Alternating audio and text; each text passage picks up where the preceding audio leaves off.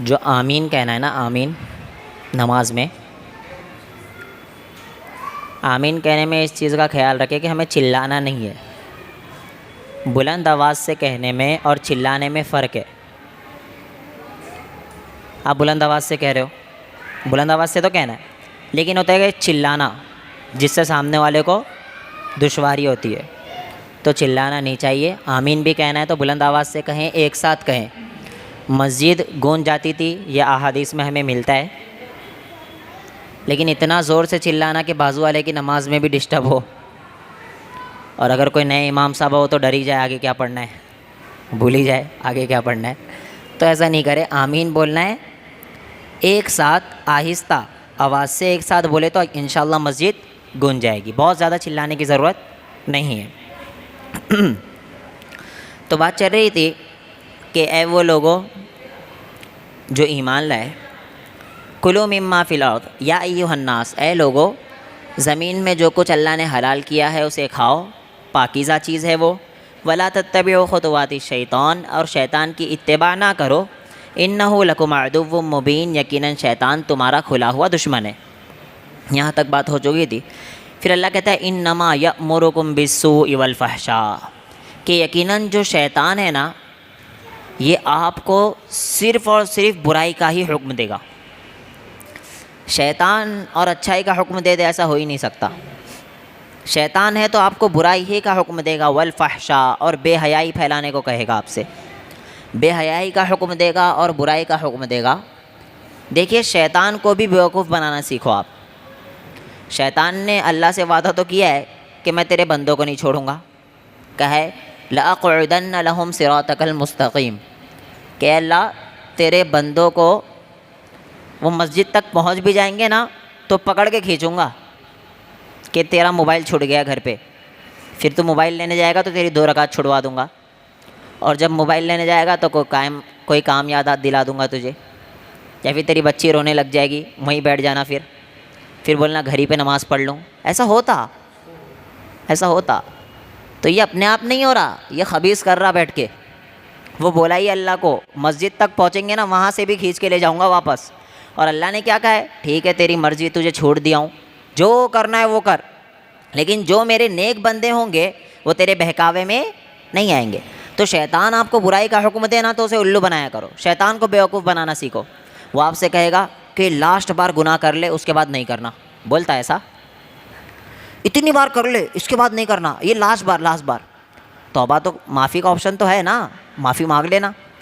جبکہ میں ایسا مانتا ہوں کہ گناہ کر کے، یعنی گناہ کرنے سے پہلے یہ سوچنا کہ گناہ کر لوں گا اس کے بعد معافی کا تو آپشن ہے ہی، یہ ایسے ہی ہے کہ اپنے آپ کا ہاتھ کاٹ لینا، اس کے بعد کہنا کہ ڈاکٹر کے پاس جا کے پٹی تو بنوائی لوں گا، ہو بہو ایسے ہی ہے۔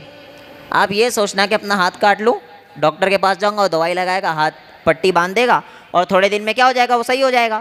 یہ سیم ایسے ہی ہے۔ اب کوئی بندہ ہاتھ کاٹتا نہیں کاٹتا، تو پھر گناہ کے ٹائم یہ کیوں سوچتے کہ گناہ کر لیتا ہوں اور بعد میں پھر توبہ کر لوں گا؟ گناہ کے وقت ہی اگر اللہ نے روح قبض کر لی تو کس حال میں ملے گا اللہ سے؟ تو شیطان کو الو بناؤ۔ شیطان جب بولے نا یہ لاسٹ ٹائم کر لے، تو شیطان کو کہو کہ یہ لاسٹ ٹائم نہیں کر رہا ہوں، اگلی بار پکا کروں گا۔ واللہ اگر آپ ایسا کرنے لگ گئے تو انشاءاللہ آپ سے گناہ چھٹ جائیں گے۔ ایک بار آزما کے تو دیکھو۔ شیطان سے یہ کہنا، شیطان بولے گا یہ لاسٹ ٹائم ہے، گناہ کر لے اس کے بعد مت کرنا، توبہ معافی مانگ لینا۔ آپ کہنا کہ دیکھ تو میرا گرو ہے تبھی تو اس کی بات سن رہے ہو، ورنہ تو میرا گرو تو ہے، لیکن یہ لاسٹ ٹائم میں نہیں کر رہا ہوں، اگلے ٹائم پکا کروں گا۔ پھر اگلے ٹائم آپ کیا کہو گے، یہ لاسٹ ٹائم نہیں کر رہا ہوں، اگلے ٹائم پکا کروں گا۔ ایسا کر کر کے شیطان بھی پریشان ہو جائے گا، میں اسے گمراہ نہیں، یہ مجھے گمراہ کر رہا ہے۔ تو ایسا شیطان کو الو بنانا سیکھو۔ ہمارا جو مقصد ہوتا ہے درس کا صرف ترجمہ سنانا نہیں، ترجمہ تو آپ گھر بیٹھے بھی پڑھ سکتے ہو، ایکچوئل آپ کے دماغ میں بات کو اتارنا کہ شیطان کو الو بناؤ۔ شیطان آپ کو الو بنا رہا ہے تو اب آپ الٹا کام کرنے لگ جاؤ، تو انشاءاللہ ایسے بہت سے تجربے لوگوں نے کیے ہیں اور ان سے گناہ چھوٹے ہیں۔ آپ کو موبائل ہے آپ کے پاس، وہ کہتا ہے لاسٹ بار یہ گندی چیزیں دیکھ لے، اگلی بار معافی مانگ لینا، یہی کہتا ہے شیطان۔ لیکن آپ کہو یہ لاسٹ ٹائم نہیں دیکھ رہا ہوں، اگلی بار پکا دیکھوں گا، ایسے کر کر کے انشاءاللہ آپ کے گناہ چھوٹ جائیں گے۔ انشاءاللہ کرو گے انشاءاللہ اس پہ عمل؟ کوشش کرو اس کے اوپر عمل کرنے کی، تو انشاءاللہ گناہ چھوٹ جائیں گے۔ پھر کہتا ہے اللہ والفحشاء، اور بے حیائی پھیلانے کا حکم دیتا ہے۔ اللہ کو ناراض کرنے کے لیے جو کام ہو سکتے شیطان آپ سے کروائے گا ہی کروائے گا۔ بے حیائی پھیلانا، آج ہم اور آپ پھیلائیں گے لیکن ہمیں پتہ بھی نہیں چلے گا کہ ہم بے حیائی پھیلا رہے۔ مثال کے طور پر آپ گانا شیئر کر دیے، واٹس ایپ پہ گانا لگائے، آپ نے شیئر، آپ کو نہیں پتا کہ میں بے حیائی پھیلا رہا ہوں، لیکن وہ گانا جو آپ نے شیئر کیا وہ شیطان اپنے مشن میں کامیاب ہو گیا۔ شیطان کو یہ کہو کہ دیکھ جو اتنا ہی فورس کر رہا ہے نا مجھے، تو میں اکیلے سن لیتا ہوں لیکن شیئر نہیں کروں گا، ایسے کہو۔ پھر بولنا دیکھ اب اکیلے کی باری آئی تھی نا، اب اکیلے بھی نہیں سنوں گا۔ ایسا دھیرے دھیرے انشاءاللہ آپ سے سارے گناہ چھوٹیں گے۔ تو شیطان آپ کو بے حیائی کا حکم دے گا، شیطان آپ کو برائی کرنے کے لیے کہے گا، نمازیں چھوڑنے کے لیے کہے گا شیطان، لیکن آپ کو شیطان کی بات ماننا نہیں ہے۔ شیطان نے پتہ ہے، شیطان واقعی میں شیطان ہے، بڑا کم بخت ہے۔ آدم علیہ السلام کے تعلق سے جانتے، وہ جب جنت میں گئے نا تو وہاں پہ بھی آ گیا وہ ہلکٹ وسوسے ڈالنے، اور کیا بول رہا پتہ؟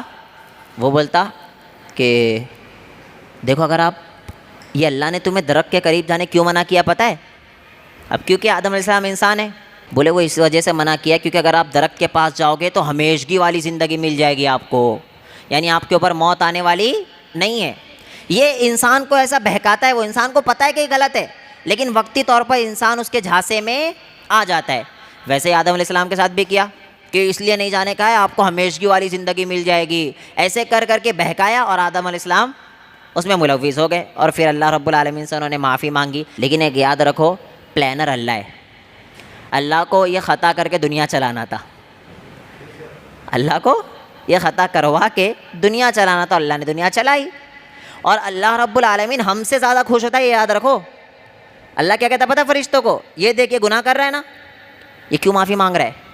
یہ اس لیے مانگ رہا ہے کہ اسے پتہ ہے کہ کوئی ایک میرے اوپر ہے جو مجھے پکڑنے والا ہے۔ تو آپ سے گناہ ہوں گے نا، معافی مانگو اللہ سے، پھر ہو رہے پھر مانگو، پھر ہو رہے پھر مانگو، معافی کا دروازہ مت بند کرو، بھلے سے آپ کے راتوں دن گناہ ہو رہے۔ اللہ کہتا ہے لو بلغت ذنوبک عنان السماء، اگر آپ کے آسمان تک کے بھی گناہ پہنچ گئے، یعنی اگر آپ کے گناہ آسمانوں تک، زمین سے لے کے آسمان کتنا فاصلہ ہے، اتنا بھی پہنچ گئے، ثم استغفرتنی، اس کے بعد اب اگر آپ اللہ سے معافی مانگو گے نا، اللہ کہتا ہے غفرت لک، پھر بھی آپ مجھے غفور الرحیم پاؤ گے، پھر بھی میں تمہیں معاف کر دوں گا۔ تو اللہ تو معاف کرنے بیٹھا ہے، تو معافی کے لیے دیری مت کرو، توبہ کے لیے دیری مت کرو، لیکن ایک چیز یاد رکھو، پکی توبہ کرنے کی کوشش کرو، کیونکہ آپ اللہ کو بیوقوف بنا نہیں سکتے، دنیا والوں کو بنا سکتے، مجھے بنا سکتے ہو، ایک دوسرے کو بیوقوف بنا سکتے، اللہ کو ہم اور آپ بیوقوف نہیں بنا سکتے۔ تو اب سے توبہ کرو، پکی توبہ، پھر گناہ ہو پھر توبہ کرو، پھر گناہ ہو پھر توبہ کرو، آخری دم تک کرتے رہو توبہ، اور انشاءاللہ ایک نہ ایک دن آپ کو شرم آئے گی کہ میں اللہ کے سامنے کیا کھلواڑ کر رہا ہوں، اور یہ شرم ہی آپ کا سبب بنے گی گناہ چھوڑنے کا انشاءاللہ۔ تو اس پر عمل کرو، اللہ رب العالمین عمل کی توفیق عطا فرمائے۔